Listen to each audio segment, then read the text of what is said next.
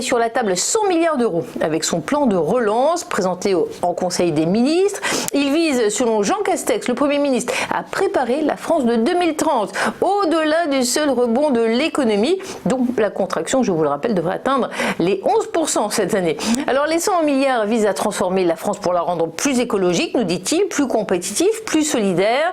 Un premier tiers, 30 milliards d'euros, sera d'abord consacré au verdissement de l'économie et à la réduction des émissions de gaz à effet de serre. Les transports notamment vont bénéficier de 11 milliards, 4,7 milliards d'euros pour le seul ferroviaire. La relance des petites lignes ferroviaires est prévue.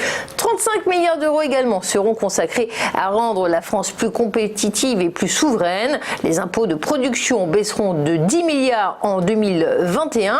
Et le troisième volet du plan, eh bien, il est dédié à la cohésion sociale. Il s'agit d'investissements dans les équipements hospitaliers, le déploiement de la fibre ou la construction de logements et l'emploi des jeunes. 6,5 milliards d'euros y seront consacrés.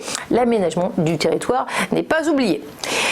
Les États-Unis se préparent activement à la distribution à grande échelle d'un éventuel vaccin contre le coronavirus. Les autorités sanitaires fédérales ont en effet demandé aux États qu'ils fassent le nécessaire pour que les centres de distribution d'un futur vaccin soient complètement opérationnels d'ici le 1er novembre 2020. Tiens, c'est juste avant l'élection présidentielle. Le président Donald Trump, candidat à sa réélection le 3 novembre, est à la peine dans les sondages en ce moment. Il veut croire que les États-Unis disposeront d'un vaccin cette année. À suivre, on l'espère. La tentative d'empoisonnement d'Alexeï Navalny porte clairement la signature des autorités russes. C'est ce qu'a déclaré le gouvernement allemand. Et celle-ci est attestée par la présence dans les analyses sanguines de l'opposant numéro 1 au Kremlin d'un puissant agent neurotoxique.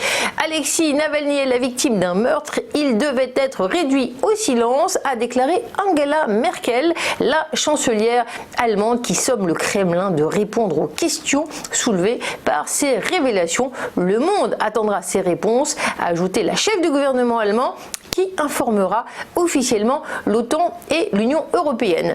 Pour finir, une note un petit peu plus légère, la championne de tennis française Caroline Garcia, 50e à l'ATP, s'est imposée face à la Tchèque Pliskova, qui est tout de même numéro 3 mondial au deuxième tour de l'US Open. C'est la première fois qu'elle bat une joueuse du top 10 depuis 2018. On tourne une petite page de publicité et on passe à la rubrique Chronocac. Restez avec nous.